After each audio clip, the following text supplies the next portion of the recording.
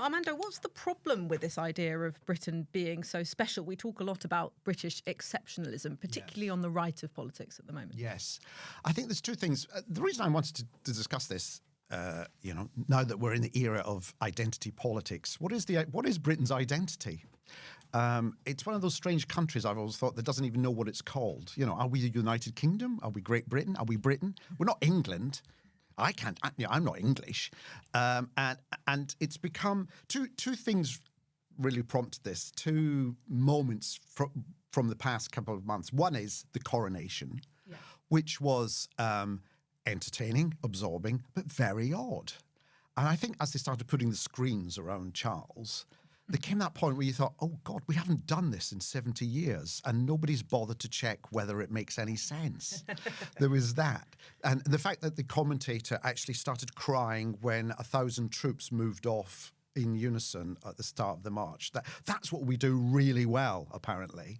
So then made me start questioning, well, what else do we do really well? Who are we other than people who can do good pageantry? The other thing was Suella Braverman saying that we should be proud of our past. We should be proud of the empire we had, and that to question our past and our history is to somehow be patriotic.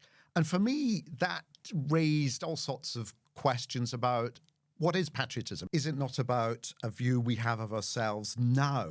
Is it not about coming to some agreement as to what we are as a contemporary nation rather than one that relies on its tradition and its past? And I think this is going to be an issue that's going to be raised more and more as we reach the election. It's part of the culture wars that I think they find useful to weaponize the fact that, if you have a Union Jack, you vote Conservative, and if you're critical of anything in the UK, you must be left-wing. It's that. And I want to just break that down a little bit and see how more nuanced we can get in this approach to what we are as a land and what the definition of patriotism is, really. Yes, because there was a lot of harking back, particularly in the Brexit campaigns and post-Brexit, to sort of this kind of mythical past, whether or not it was Britain as a mighty nation or whether or not it was Britain as the sort of underdog against its adversaries. So I remember Boris Johnson said the Chequers deal would be the first time since 1066 that our leaders would deliberately be acquiescing to a foreign power.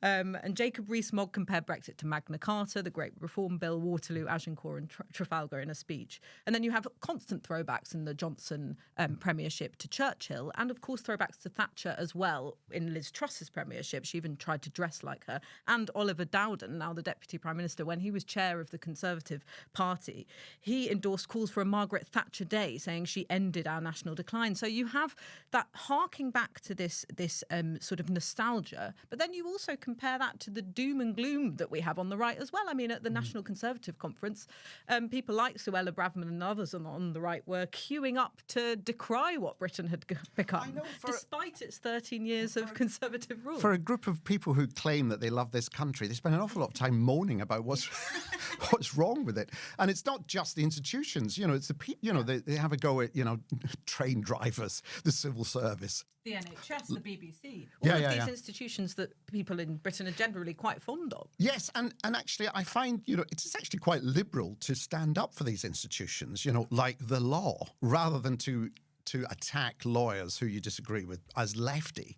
Rishi Sunak, it wasn't really attacking lefty lawyers because it's not the lawyers in the end who make the decisions. He should be attacking if he takes that approach, he should be calling them, lefty judges and lefty juries, but that would get him into trouble. So anyway, let's unpack what was otherwise a kind of very binary, simplistic approach to who we are as a nation. And to do that, I'm so pleased that we're joined by two very special guests who have an understanding of how the UK is seen in the world. Alex von Tunzelmann is a historian, screenwriter and author. She's written books about the history of Britain, including on the Suez Crisis and the British Raj, as well as the screenplay for the film Churchill. Her book, Indian Summer, The Secret History of the End of an Empire, on the fall of the British Empire and Indian independence, is going to be made into a film. And we're also joined by Sir Ivan Rogers, who was the permanent representative of the UK to the European Union from 2013 until his resignation in January 2017.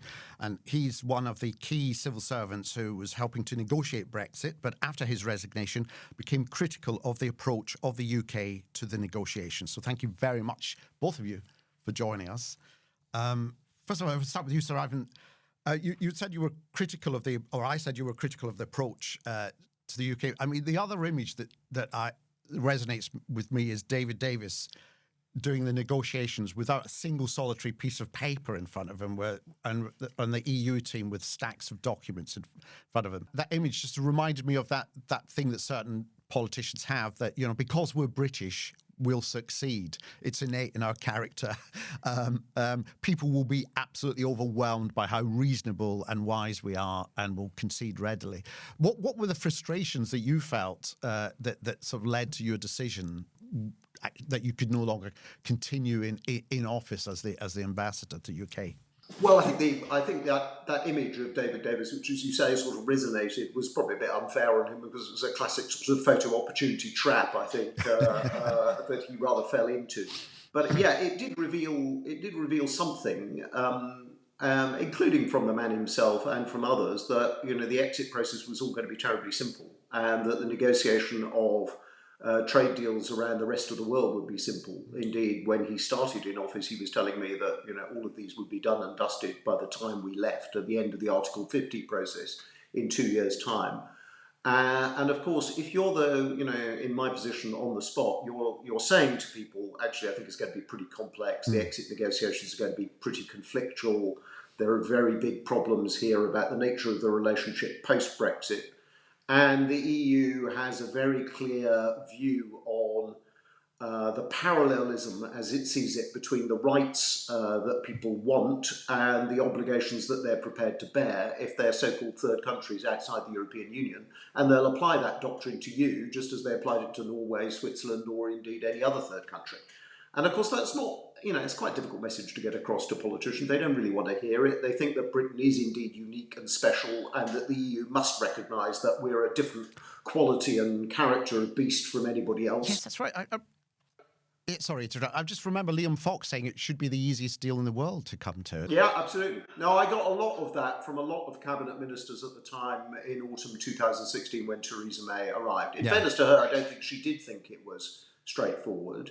And she wasn't one of those saying this is all going to be a cakewalk. But there was an awful lot of sort of very cavalier talk that it was going to be eminently straightforward, that we'd replicate virtually all of the benefits that we had when we were in the single market and the customs union, even though we'd left it, and we'd be able to, boldly stride off into the mid-Atlantic and have a plethora of trade deals with everywhere else on the planet, including, the fastest growing regions of the earth in Asia. And therefore, there'd be virtually no downside from leaving. We'd get virtually all the same economic benefits as we used to have from greater EU integration. And we'd get many more upsides from greater trade liberalisation and other things with the rest of the world. And this was always a pipe dream. I think some of the Brexiteers, in fairness, knew all along that this was somewhat specious, but many of them didn't. And there was a premium put on saying all of this would be straightforward, and obviously people like me and the mandarins and the lawyers and the Treasury were making it all far too difficult, and the disentanglement process could be much more straightforward and simple than I thought it was going to be. I wonder if our kind of political classes are kind of not used to detail. Maybe they're maybe this idea of the amateur, like David Cameron saying he wanted to be Prime Minister because he thought he could do a good job, really. That was his fundamental philosophy behind his reason for that idea that we don't need to bother with the detail because our kind of natural enthusiasm and wisdom and intelligence gets us through. And yet we see the complexity of the trade negotiations as such that, at time of recording, I think we've now just got the Australian trade deal in place, which means we can export them the Beano while they flood us with their lamb. Alex, is that a characteristic that actually limits, our ability to project a much more positive and efficient image abroad? Well, I mean, to an extent, yes. I mean, I think one of the interesting things about exceptionalism, because of course we've also heard a lot about American exceptionalism and so on, is that exceptionalism is not in and of itself at all exceptional. I mean, I think pretty much every nation has some form of belief that it is actually special and important and unique. And, the interesting thing is that exceptionalism takes very different forms in different nations. Yes. And yes, absolutely, you're right. The British one is very much kind of around that. There's a funny combination of that sort of all-powerful, mighty and plucky underdog thing, which actually are completely contradictory, but must simultaneously be believed. So we stood alone against Germany in World War II, but we were the mightiest empire the world had ever seen. And of course, both of these things are not really reconcilable, and yet they are both an inherent part of this sort of national myth that we build. And I think you absolutely see that when you look at those sort of negotiations. Well, why wouldn't everybody want to be great mates with Britain? Why wouldn't they want, to give us everything? Surely that would just make logical sense, which of course doesn't really fly when you meet the wall of reality in the real world. And Ivan, have you noticed since the time you left a strange change in perception from other countries towards Britain? Has Britain gone down in people's estimation? I think that was happening, well before we left, really. I mean, what do other people like and admire about Britain? Certainly around kind of my sort of professional circuit and amongst diplomats, but I think not just amongst diplomats, to be honest. I think it goes a bit deeper than that. It's precisely some of those things that we're seeing the current government or Johnson government, Truss government in particular, but carrying on now, decrying. I mean, they admire the kind of the rule of law, the judicial process, moderate pragmatism, genuine British scepticism, including about elements of the European project, is often quite admired elsewhere in the European Union. That mildly sceptical temper that we often brought to debates, the capacity to ask the difficult questions, which many of the smaller member states of the European Union feel disempowered or unable really to do, facing France, Germany, and maybe some others. So that was what was admired about the UK system: our professionalism, our attention to detail, our rigour, our approach to the law, the strength of our judicial system, the strength of our democracy. I mean, when I'm sitting around a table with a bunch of other, 27 other ambassadors, I mean, the number of them who either had part of their own education in London or whose kids were being educated or had been educated somewhere in the UK was enormous. There's a huge kind of wellspring of admiration for the UK, which doesn't just go back to the kind of the 1930s, 1940s, standing up to Hitler. It's much more recent than that. I think the sense is that we've become much more dogmatic, less pragmatic, and just frankly less professional and less good at protecting and advancing our own national interests, and become much more ideologically phobic to the whole European project rather than just sceptical about some of the designs of the major continental European powers. So I think this predates 2016 a long way. I could go back through my entire career and trace a path from a degree of admiration and respect for kind of British pragmatism and scepticism, which then I think dwindles, certainly by the time I was working for David Cameron, but then obviously exacerbated post-referendum, into the sense that there's just no negotiating with these people. They're living in a la-la land of their own. They've invented a sort of fantasy world which they think they can inhabit, and they can only find out the hard way once the negotiation is over that the world outside is not going to be much more comfortable, probably going to be much less comfortable than the world inside. But that wasn't the atmosphere about the Brits through most of my career. That's interesting. With and against the European Union. That's interesting. I think that's something we discussed before in a previous podcast about the trend in recent politics has been actually to go down a slightly un-British route.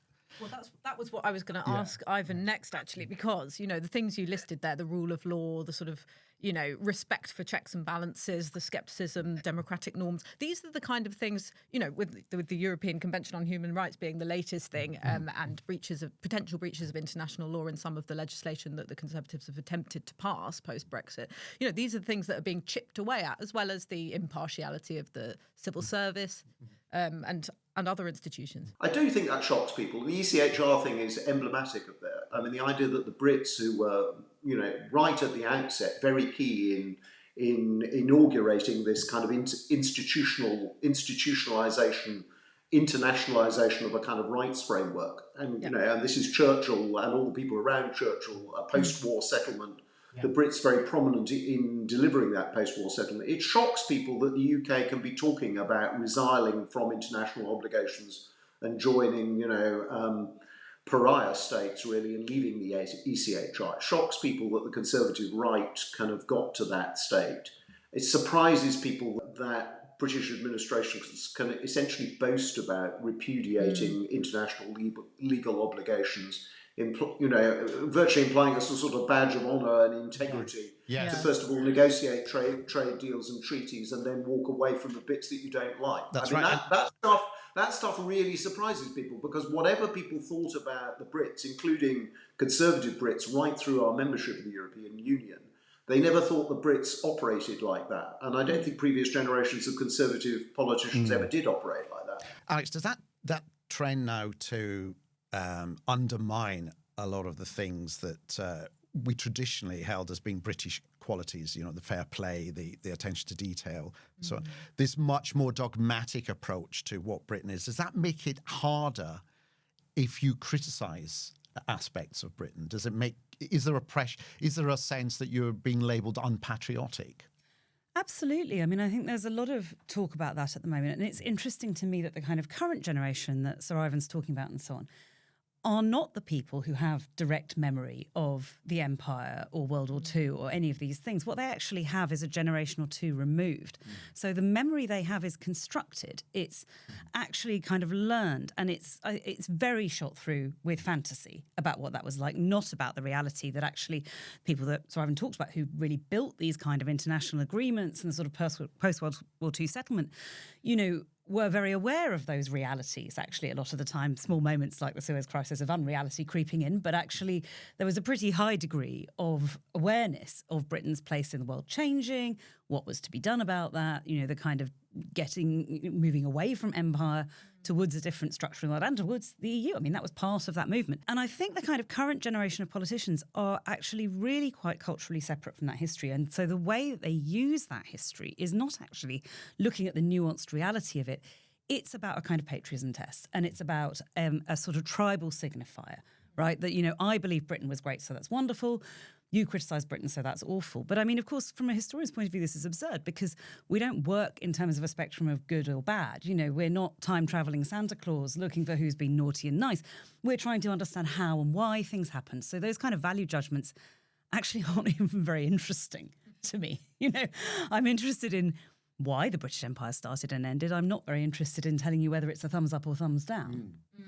And I found it really interesting. You said there's this contradiction between this idea of Britain as the plucky underdog, sort of going out on its own, and, the might of this former imperial power. And I feel like that goes into an identity crisis that we're still in today, the sort of, little England and neurosis versus global Britain sort of fantasies of, freeing ourselves from Europe and going forth into the world. I feel like that's still taking place today. And Ivan's written a bit about this as well. It's now feeding into this narrative that because Brexit's not really working and, majority of people, when you poll them, don't really see many benefits from Brexit so far.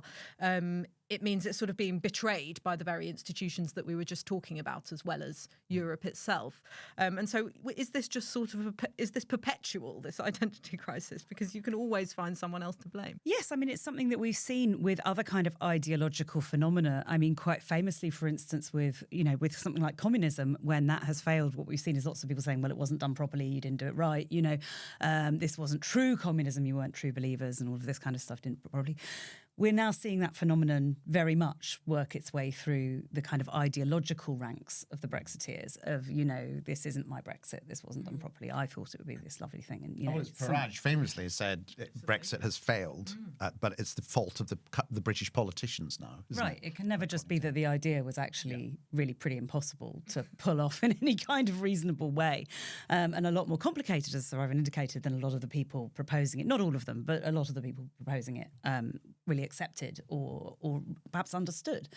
So, I mean, I think, we are now in this cycle, and because it is ideological, it's, and when things are ideological, they're a very emotional belief. They don't respond really to facts, or they just take the facts and then they absorb them in an ideological manner that actually just reinforces the narrative. So the problem is it's very difficult then to just sort of, we can see, as you say, from the evidence that actually if you poll people now, most of them are not happy with how this is going. They don't think it's working. So that is a fact. But then a story must be found to justify that fact, such as, well, it must have been sabotaged. This must have been done by somebody some blob in Westminster has done this, because how is it possible otherwise that it could have happened? Couldn't just be a bad idea. Yeah. And I very much agree with that. And I've been worried about this for ages and been writing about it pretty much since I exited. I always feared that we would reach the kind of stab in the back syndrome, and the belief that Brexit was a brilliant idea and a liberatory moment and a revolutionary moment, but the counter-revolution in some way beat it off or undermined it or sabotaged it. And I think it's quite dangerous for any country to get into a syndrome where the politics is dominated by a myth of stab in the back and a myth of establishment betrayal. And you're seeing that toxifying. I've always been worried by the extent to which this would toxify, which is one of the reasons why I wanted to get as rapidly as possible to a post-Brexit settlement where there could be a new equilibrium where both Remainers and Leavers felt that they got sort of sufficient gains that you could live in a new post-Brexit world and kind of reassemble a UK majority in favour of a new settlement. The danger now is the right increasingly is developing this theme that it's all been sabotaged. The establishment, the judiciary, the Treasury, the Bank of England, whoever else, the main institutions have not got behind the project, have never really believed in it, have spent their time determined to undermine it. I mean, I personally think that most of this is nonsense, nearly all of it is nonsense vis-a-vis the civil service and the Treasury, but it's incredibly powerful doctrine. And the worry I have now really on the Conservative side is, how do you get away from that? There are signs, as you can see with the current Prime Minister in comparison with his predecessors, of a greater degree of pragmatism and a recognition that you need a workable relationship with your neighbours and your erstwhile trade partners. But we're still a long way off that being, the mainstream view of the bulk of the base of the Conservative Party. Well, it's kind of baked in now because, Johnson, when he became Prime Minister, got rid of anyone in his party who disagreed with his approach to Brexit. So already you're narrowing the, for want of a better phrase, talent pool from which you draw. But it means that kind of dogmatic belief, Maoist belief in the correctness of Brexit has become so dominant that even the left now are scared to... I mean, Keir Starmer is scared to say it failed. So when pushed, he'll say, no, what we now need to do is make Brexit work. He won't concede that the fact of Brexit is something that's demonstrably fallen apart and proven to be untrue. Yeah, absolutely. And I don't think he could go there politically. I totally understand the kind of political calculation. And that's why, the belief that you can't go back to free movement of people from within the European Union means you can't rejoin a single market. I don't think Labour would rejoin or create a customs union either, because you'd forfeit sovereignty over trade policy. So they're faced with, as you say, the dilemma of saying, we want a better settlement than the Trade and Cooperation Agreement that was agreed under Boris Johnson, but they've ruled out some of the key items that would repair some of the economic damage as they see it. Now, I don't think. Look, to strike a more optimistic note, I think 7 years on, the extent of the delusion is becoming a bit more obvious, including to a wider public. The extent to which there are sort of trade-offs and compromises that need to be made, and if you go for full-fledged, untrammeled sovereignty, that might be quite damaging to your economy and to your industrial base, is getting home to people. The other thing that's changed, obviously, is war, and war on the continent of Europe and Ukraine. The Brits have there played rather a good role in supporting Ukraine, and that's much admired, I think, still in the European Union and beyond. It reminded people here in the UK that there's a much bigger threat, but reminded the EU that there's a much bigger threat than Anglo-Saxon perfidy or Brexit. So this may bring the two sides closer together again, because we now have, common issues about war, hard security, internal security, energy security. We're facing the same dilemmas on climate change. It will start to dawn, I think, on a new generation of politicians, including on the Conservative side, that the world isn't completely dominated by sundering your relations with your erstwhile closest trading partners. But even now... I just think that takes a long time to get there. I'm an optimist in the long term about the UK reviving a slightly different conception of its relationship with the continental European powers. Not that I believe that we will go back into the European Union, because I don't think we will, and I don't think the European Union will want us to. But I do think we'll end up with a radically different relationship from the very thin, very inadequate relationship that we've got via this trade and cooperation agreement. And Alex, do you think the concept of Brexit has even hijacked our idea of patriotism in that, I mean, Labour, I think, struggles with looking patriotic in that it kind of always buys into the right's view of patriotism, which is to wave a Union Jack and talk about how glorious our history was. They feel slightly nervous of offering a different approach to patriotism, one about being critical in a supportive way about what the country is now. You find they're still restricted in how they take on that argument? I mean, I find it quite frustrating because I think there is a lack of imagination about how to do that actually in the Labour Party and, at the moment to kind of accept this framing of it that actually, one mustn't criticise anything or, that any opinion that isn't Britain was completely amazing is some sort of, attack on the country is sort of ridiculous because actually one of the great strengths of British history is being able to have those kind of debates and actually to be, to be critical is actually quite inherent in British culture and could be seen as a great strength and a great positive.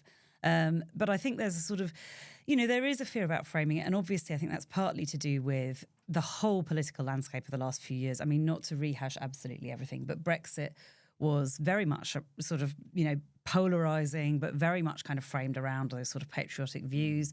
You also, of course, had Jeremy Corbyn's leadership of Labour, which the right-wing press found very easy to portray as unpatriotic. Obviously, I know there's loads of different opinions on that, but certainly that's how it was easily characterised. And also in Scotland, during the independence referendum debate, there was a perception among certain people, if you weren't going to vote for independence, you were unpatriotic. You were yes, you weren't a real Scot.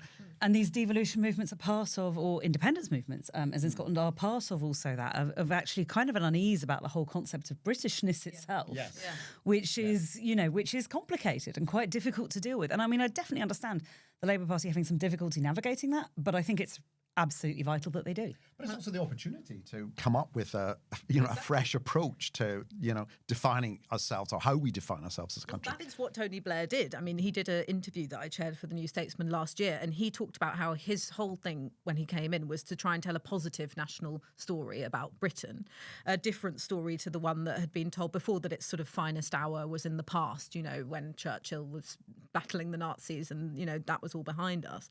He said his idea was, and I'm going to quote here from the interview, take what I think are the enduring best qualities of Britain, open-mindedness, tolerance, innovation, and try to give Britain a different narrative that would allow it to think its best days are ahead of it rather than behind it. And he said this sort of culminated in the Olympic bid and then the opening ceremony for those games. That's sort of seen as a sort of totemic sign of what a kind of more progressive patriotism can look like. But Labour doesn't seem quite confident enough to, make its own mark and tell its own version of that story at the moment. I think it's a tricky thing, and we've seen it a few times in the 20th century. I mean, it's easy, I think, to sort of say, for goodness sake, the Olympic opening ceremony was like one tiny thing, can we all stop obsessing about it? But if you look at, for instance, after Suez and when Britain really was kind of down in the dumps, the swinging 60s were such an important cultural moment to recreate British identity. And around the Beatles, around music, around a much younger generation, it was called the Youthquake at the time, was actually a way of reinventing Britain as a quite different image from what had gone before in the 50s. And I mean, Tony Blair sort of managed a bit. He had Britpop, which I'm afraid, my opinion, was not quite the Beatles. But anyway, but nonetheless did allow, similarly, for a sense of youth and innovation. And again, I think that's something that, we've had.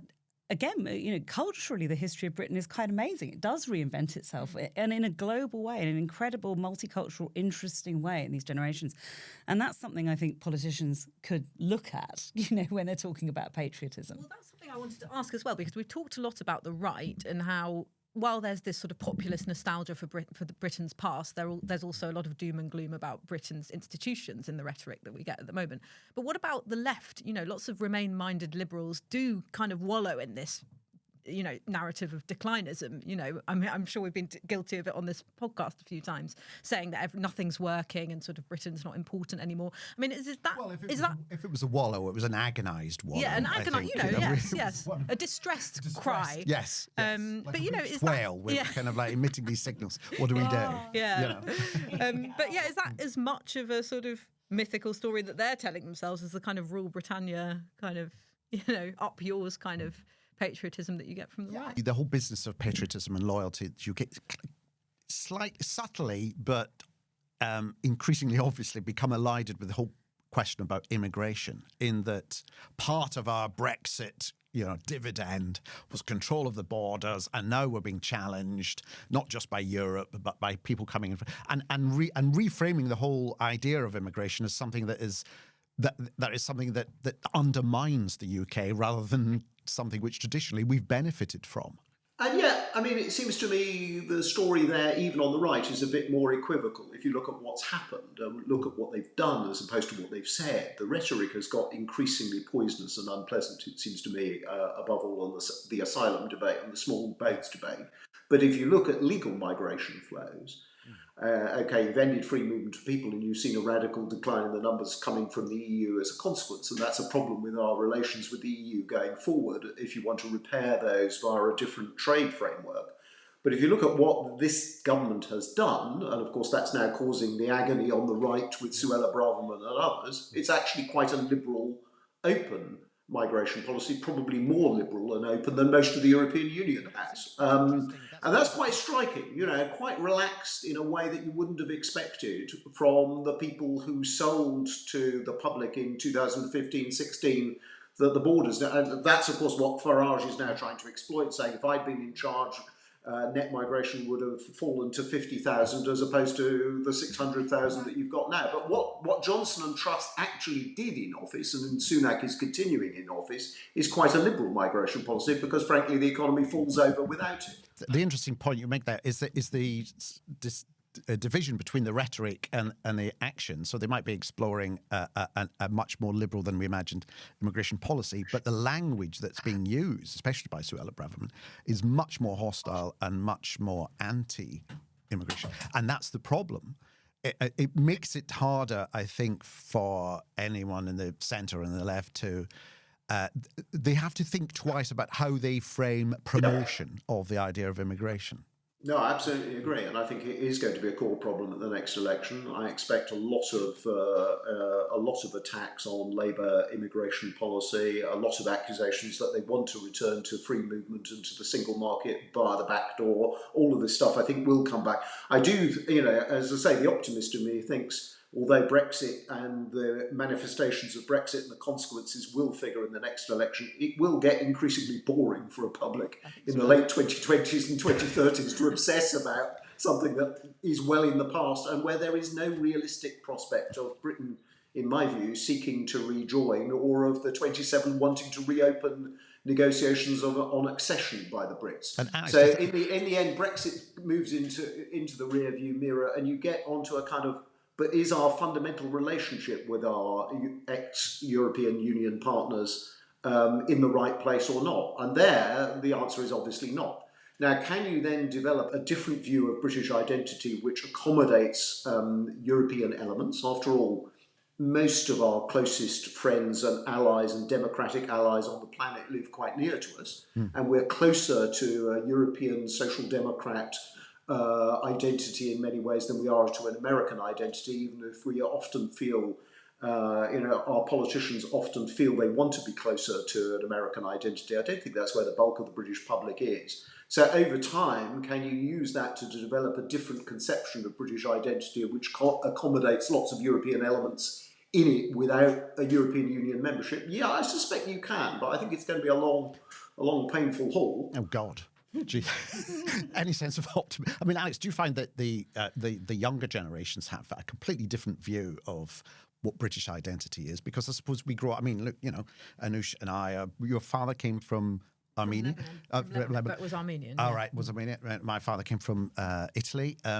You look at I always think the true test of what makes Britain is if you see the crowds that soar outside Buckingham Palace when there's a balcony view, and you just took a kind of screen grab of a cross-section of that crowd, it's a fairly diverse, enthusiastic, patriotic, there's no left, right, there's no question of what ethnicity, the percentage of ethnicity. It's a really good cross-section who are being supportive of something going on in this country, and that I think is sits much more comfortably with how I think the younger generation feels, and maybe the rhetoric that Sir Ivan was talking about, we've been talking about, the harsher rhetoric, is something that actually rings a bit hollow.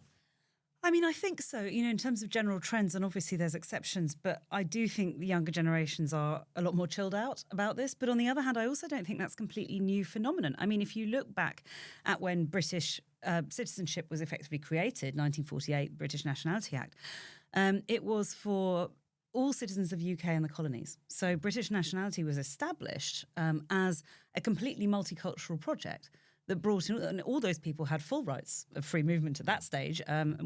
Should they wish to move to London, they could. Some did, and this was actually a very multicultural project, and so was the Commonwealth, at least in its early years, and the kind of, it was an attempt to do some sort of multicultural project. So, again, this isn't necessarily some kind of radical new youth movement. There has always been an element of that in British identity and British history. It's just that what you had during kind of the 50s, 60s, 70s, so on, up till now, is kind of a hardening of rhetoric against that kind of multiculturalism on another side. But it did pre-exist. It was there before. And yes, I do think kind of, obviously what we're seeing, a younger generation, many of us, like you, like me, are kind of the children of immigrants, have kind of come through a kind of different route, and are pretty relaxed, actually, about the fact that Britain might be more and more multicultural. Again, that might be a great strength of it, is that it always has been able to incorporate and change and adapt to these kind of new influences, and that can be very refreshing for a country. I'm not being rude here. I'm taking out my mobile phone, but only to read something out, because I came across this quote from, of all people, Jacob Rees-Mogg. It was quoted by the Guardian journalist Charlotte Edwards, and it was from an unused bit of an interview that she had done with Jacob Rees-Mogg, and I think she said 2016. Rees-Mogg said, he didn't believe broadly that people come to Britain for benefits. Quote, and I don't like this view of immigrants. If you meet people that come from foreign countries, they've actually done something really rather remarkable. They've left their friends and family, come to a country where they often don't speak the language, not because they're benefit scroungers, but because they want to make a better life. And that's rather a noble thing to do, isn't it? But you wouldn't get him saying that now, no. Even if he believes it, because of the climate that his party operates under. No, exactly, and that's a very positive story about Britain, like you were saying, Alex. Yeah. It could be a real boon. I mean, it struck me from this conversation. I've been thinking about it. Is it the immigrants who are coming here, and at the moment we're recording at a time of record net migration? Yeah. Is it that they're the only ones who think Britain is great anymore?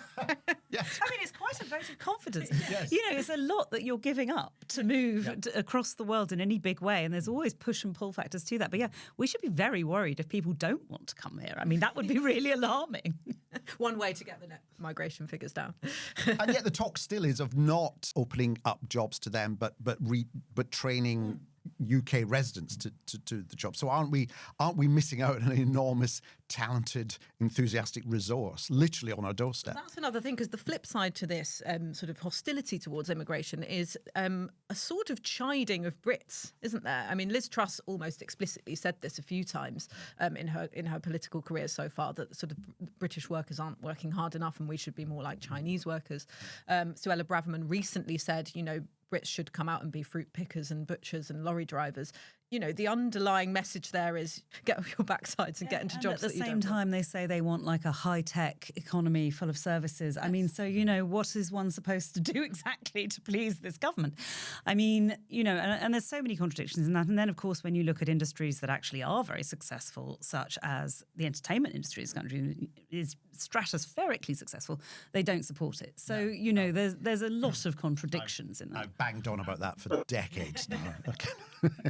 It's interesting that they've sort of developed a critique of European Union membership and single market membership and free movement of people, as if that sort of undermined the moral fibre and contributed to undermining the moral fibre of young Brits. And above all, the bottom quartile or bottom third, where, let's face it, we've had a very bad record on educational attainment at the bottom quarter or bottom third of our population for probably upward of a century.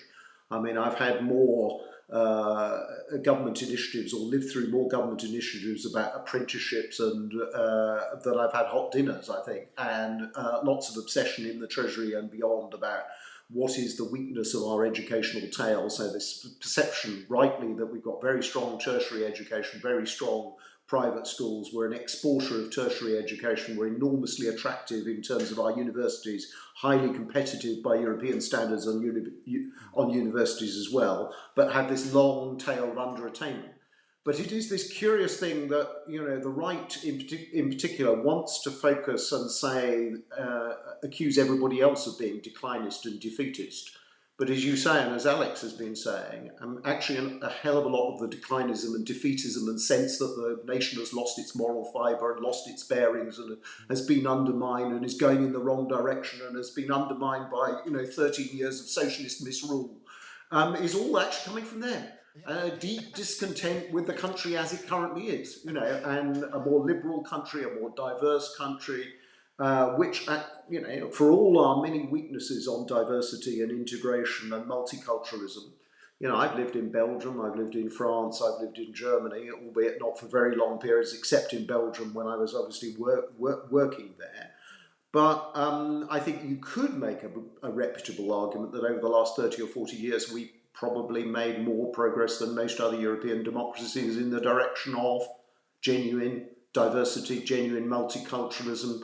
Now you're seeing some signs of that in Germany, for example, with Turkish immigration, above all around Berlin, but much wider in the country, and moving away from a sort of Gastarbeiter model to a very different conception of integration into the German economy, and a good thing too, in my view.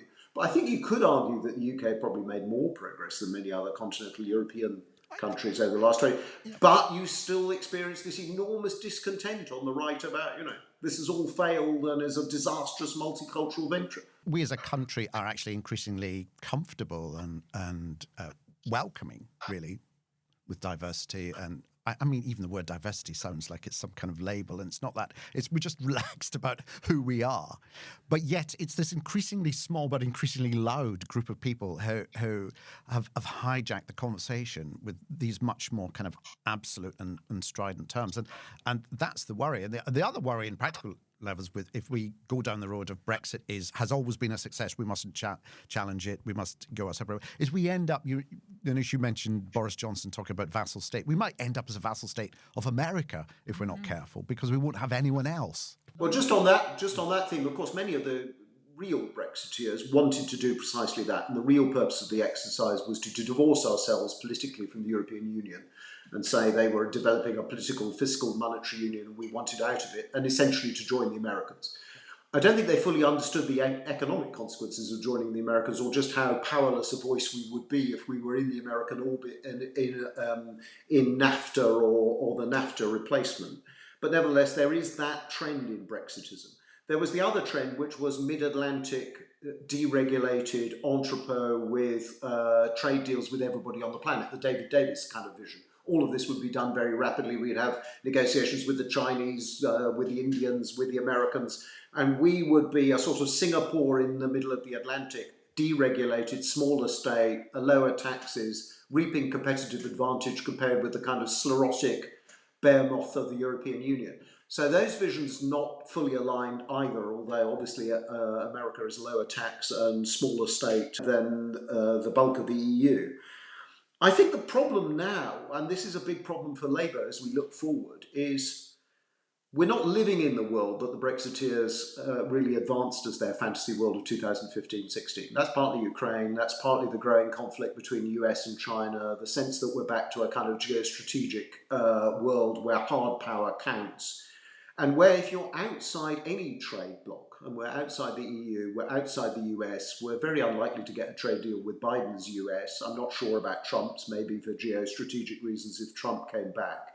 The difficulty is it's a cold world. So you're suddenly discovering that you're in a massive industrial subsidies war with blocs who've got much more fiscal firepower to spend on those subsidies. And so I think what Labour will face, if it gets into power in 18 months' time, is a world where there is considerable green subsidies war, but going well beyond green subsidies, considerable focus on securing your supply chains, making them more resilient on national security grounds. But all of this will be done in rather hermetically sealed blocks, and we're not in any of the blocks. And so this idea of Britain striding free in mid-Atlantic sort of doesn't really look like the world of the mid-2020s. And so getting to a conception of what is an economic policy fit for Brexit. You know, if you're unable to reverse Brexit, you're talking the language about making Brexit work. You're not able to join a single market and customs union. You're not able to join a subsidies race because you don't have the fiscal firepower. You know, where are you is a really difficult set of questions. It's a move that would work if we were in the 19th century, but we're not. Sitting in the mid-Atlantic, not waving but drowning, I fear, at this point. So that was really interesting. I thought when we were asking, is Britain great, we were going to talk about our sort of declining role in the world. But actually, I think we concluded that there is a better story to tell about Britain. It's just our politicians are too scared. My big takeaway from that conversation is that there is this disconnect between the rhetoric being used and actually what it is we're doing as a country and even as a government, I suppose. It's much more liberal and inclusive on the ground. But, you know, and the media that supports the government at the moment, as well as politicians like Suella Braverman, are promoting a different approach to it, a much more negative, strident, damaging. And as you kept saying, Anoosh, they're the ones that's most critical of Britain. Yeah. I mean, their view of Britain, despite their party having been in power for the past 13 years, is a very negative one. And actually one that, like you said, doesn't really tend to resonate with your sort of average casual observer who is relatively comfortable with the kind of things that you get, you know, major cabinet ministers now railing against. Yeah, and so that was the positive. I mean, the pessimistic take from it was, of course, what are we going to do now that we're, you know, that chilling summary that Ivan gave of Britain being alone when there are these enormous trading blocs now that we have to compete with. If only there was some nearby trading bloc that we could somehow be part of that would allow us to do that thing we do very well, the free movement of people, the welcoming to our shores of people with talent and enthusiasm and positivity. If only there was some way we could come up with some kind of, I don't know, some kind of European-wide community of what would economies. You call it? I think, you know, the Grand European Alliance, the axis of aspiration, I don't know.